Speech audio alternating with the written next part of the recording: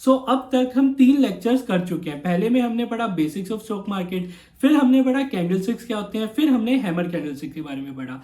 आज हम पढ़ने वाले हैं हैंगिंग मैन के बारे में, और आज के लेक्चर में आपको पता लगेगा कि हैंगिंग मैन और हैमर दिखने में तो यार सेम टू सेम होते हैं, लेकिन जहां फर्क आता है वो होता है इनकी लोकेशन चार्ट पैटर्न्स में, ये कहाँ पे बन रहे हैं। अगर डाउन ट्रेंड में बन रहे हैं तो क्या होगा, अप ट्रेंड में बन रहे हैं तो क्या होगा। तो काफी इंटरेस्टिंग लेक्चर होने वाला है। एंड प्लीज अगर आप ये लेक्चर देख रहे हैं तो पहले लेक्चर 3 हैमर के बारे में देख के आइए, क्योंकि बहुत सी चीजें इंटरकनेक्टेड होंगी। तो चलिए फिर शुरू करते हैं आज के लेक्चर के साथ। तो चलो फिर शुरू करते हैं हैंगिंग मैन के साथ। देखो फिर से बोल रहा हूँ, अगर हैमर की पिछली वीडियो लेक्चर 3 नहीं देखा तो जाइए कृपया करके उस वीडियो को देखिए, क्योंकि ये कंटिन्यूएशन में है। हैंगिंग मैन बिल्कुल हैमर जैसा है, दिखने में हैमर जैसा है, प्रॉपर्टीज हैमर जैसी है। सिर्फ फर्क कहाँ पे आ जाता है, फर्क ये है कि ये एक बियरिश रिवर्सल पैटर्न है, और वो इसलिए है क्योंकि इसकी लोकेशन चार्ट में हमेशा ऊपर बनती है, मतलब हमेशा अप ट्रेंड में बनता है। और ये हमें संकेत देता है कि एक अप ट्रेंड के बाद अगर हैंगिंग मैन बना है तो वहां से एक बियरिश रिवर्सल आ सकता है। कंफर्मेशन का स्टिल वेट करना है, स्टॉप लॉस लगा के ट्रेड करना है। और हैंगिंग मैन एक वीक बियरिश पैटर्न है, तो हमें मतलब मैं पर्सनली बताऊं यार, तो पर्सनली मैं हैंगिंग मैन को ट्रेड नहीं करता हूं, क्योंकि काफी बार फॉल सिग्नल मिल जाते हैं इससे।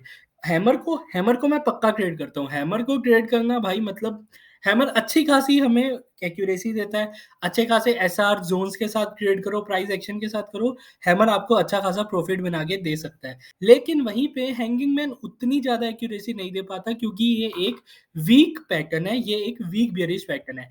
इसका मतलब है यार कि इसका सीधा साधा ये मतलब है कि ये हमें बताता है कि जहां पे बायर्स स्ट्रोंग थे वहां पे बायर्स ने मोमेंटम लूज किया, और सेलर्स आए एक्शन में, सेलर्स शुरू हुए आना।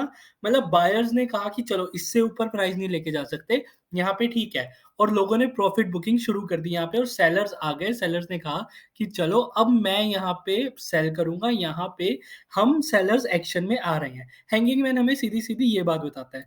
अब ट्रेंड में बनेगा, इसकी प्रॉपर्टीज की बात करते हैं। देखो सबसे पहली बात, ग्रीन हो सकता है, रेड हो सकता है, कलर मैटर नहीं करता। अपर विक छोटी होगी या फिर होगी ही नहीं। जो लोअर विक है उसकी लेंथ एटलीस्ट 2 या 3 टाइम्स होनी चाहिए रियल बॉडी से। ये हमें बताता है कि बायर्स मोमेंटम लूज कर रहे हैं, और ये एक बियरिश रिवर्सल पैटर्न होता है। सेलर्स एक्शन में आ रहे हैं और बायर्स मोमेंटम लूज कर रहे हैं। जैसा कि मैंने आपको बताया कि किसी भी कैंडल को अगर आपने ट्रेड करना है ना, तो कंफर्मेशन की वेट करना जरूरी है।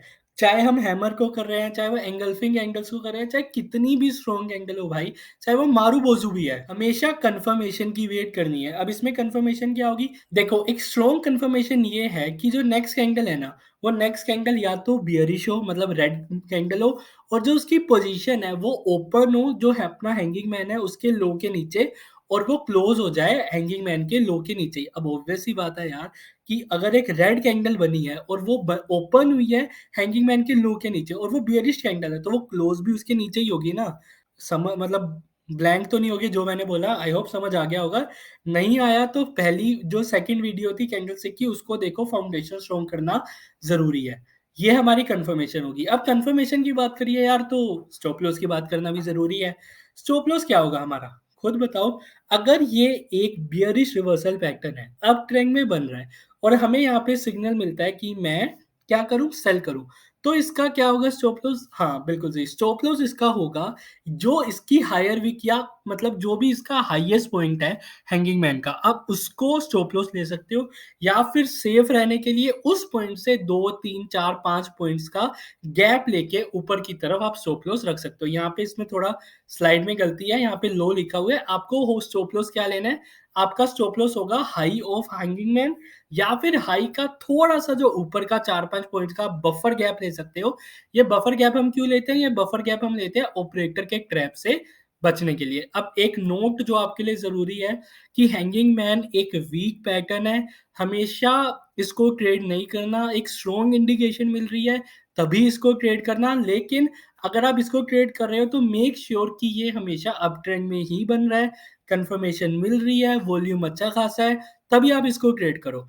अब बात करते हैं इसके कुछ एग्जाम्पल की। जैसे एक एग्जाम्पल लिया, अप ट्रेंड चल रहा था, हैंगिंग मैन बना, कंफर्मेशन की वेट करी, नेक्स्ट कैंडल नीचे बनी है, नेक्स्ट कैंडल ने हमें कंफर्मेशन दी, तो यहाँ पे हम सेल कर सकते हैं, हम कंसीडर कर सकते हैं सेल करना। करना है या नहीं करना वो काफ़ी चीज़ों पे मैटर करेगा, वो हम प्राइस एक्शन में सीखेंगे, सपोर्ट रेजिस्टेंस में दिखेंगे, कहाँ पे ज़ोन्स है हमारे, कहाँ पे इंडिकेटर्स, अगर मैं इंडिकेटर से ट्रेडिंग करता हूँ, तो मुझे सिग्नल मिल रहा है सेल का कि नहीं, वो बात की बात है। लेकिन अभी आपने हैंगिंग मैन समझ लिया, हैंगिंग मैन क्या है? हैंगिंग मैन एक वीक बियरिश रिवर्सल पैटर्न है। ये बनता है अप ट्रेंड में, ये हमें बताता है कि मुझ में क्षमता है, चाहे कम क्षमता है, लेकिन मैं अप ट्रेंड को डाउन ट्रेंड में कन्वर्ट कर सकता हूँ। इसकी जो लोअर विक है वो लंबी होती है, एटलीस्ट 2 या 3 टाइम्स लेंथ में होती है रियल बॉडी से।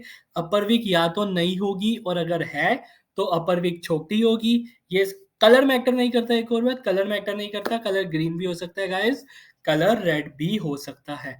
तो ये हमने बात कर लिया आज हैंगिंग मैन की। पिछली वीडियो में हम बात करके हटे हैं हैमर की।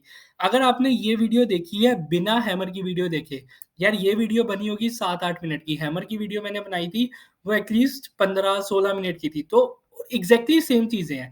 तो मैं बार बार उसको रिपीट नहीं करना चाहता, उसमें मैंने बहुत डिटेल में आपको बताया है। अगर आपको लगा है कि आज की वीडियो में मैंने उतना डिटेल में नहीं बताया, तो जाओ हैमर की वीडियो देखो, उसके बाद ये वीडियो देखो, मतलब मेरी गारंटी है कि समझ आ जाएगा। बहुत आसान है भाई कैंडल से, कुछ रॉकेट साइंस है नहीं इसमें। तो आपने अब क्या करना है, जैसे कि आपको हैमर की वीडियो में मैंने एक्सरसाइज दी थी कि जाओ चार्ट्स पे कम से कम 10 चार्ट्स खोलो, उसमें हैमर लोकेट करो, वैसे ही आज आपको एटलीस्ट 10 चार्ट खोलने हैं और हैंगिंग मैन लोकेट करना है। देखना है कि हैंगिंग मैन कितनी बार काम करता है। एक और बात, चाहे वो हैमर है चाहे वो हैंगिंग मैन है, अगर वो कंसोलिडेशन फेज में या फिर साइडवेज मार्केट में बन रहा है, कंसोलिडेशन साइडवेज मार्केट एक ही बात होती है, तो उसका सिग्निफिकेंस घट जाता है, तो हम उसको एक तरह से रिवर्सल पैटर्न नहीं ले सकते। ये रिवर्सल पैटर्न तभी काम करते हैं जब ये एक पर्टिकुलर ट्रेंड में बन रहा है। अगर ये डाउन ट्रेंड में बन रहा है तो हैमर होता है, और अगर ये अप ट्रेंड में बन रहा है तो हैंगिंग मैन है। अब हैंगिंग मैन और हैमर हमें समझ आ गया क्या है। वही बात मैंने लिखी हुई है कि if hammer is form during a up trend, it act as a hanging man, and hanging man might not be important for us if it is formed during a consolidation phase। Hanging man हो या hammer हो, consolidation में उतना काम नहीं करते। I hope आपको आज की वीडियो अच्छी लगी होगी। ज्यादा डिटेल में मैंने बात नहीं करी, लेकिन स्टिल मैंने इतना किया कि आप अगर पहली बार भी ये वीडियो देख रहे हो तो आपको समझ आ जाए कि हैंगिंग मैन क्या है। एंड आई इंसिस्ट कि स्टार्टिंग से देखो, पहले लेक्चर से स्टार्ट करो इस कंप्लीट सीरीज को। बिल्कुल फ्री में है तो उसकी वैल्यू भी करो। अगर आपको कोई चीज फ्री में मिल रही है, मैं मतलब बहुत ज़्यादा वैल्यू ऐड होने वाली है आपको अगर आप इस पूरे कोर्स को स्टार्टिंग से एंड तक देखोगे, मेरे साथ बने रहोगे। जो एक्सरसाइज कह रहा हूँ उसको करना है यार, एक-एक दिन करनी है, बहुत ज़्यादा बड़ी एक्सरसाइज नहीं है। जाके चार्ट्स पे ट्रेडिंग व्यू खोलो, जो भी आपका ब्रोकरेज अकाउंट है, जहाँ पे भी आपकी वो है डीमैट अकाउंट है, वहाँ पे जाओ और चार्ट्स खोल के लोकेट करो जब तक, क्योंकि यार देख, इसमें ना काफ़ी हद तक मुझे लगता है कि स्टॉक मार्केट काफ़ी हद तक मैथमेटिक्स जैसा है। जैसे मैथ्स में हमें लगता है कि थ्योरी तो होती नहीं है, इसमें भी थ्योरी ज़्यादा नहीं है।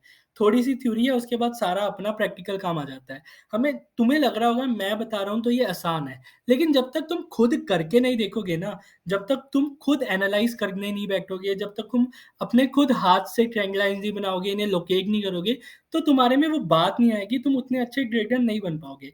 तो इसलिए इस चीज़ को खुद करो, खुद प्रैक्टिस करो। जितनी ज़्यादा प्रैक्टिस, उतनी ज़्यादा एक्यूरेसी। तो आज के लिए बस इतना ही, और वही कहूँगा, अच्छा लगा तो सब्सक्राइब करो और शेयर ज़रूर कर देना किसी ऐसे इंसान के साथ, अपने दोस्त, फैमिली के साथ, जो स्टॉक मार्केट सीखना चाहता हो। Thank you so much guys.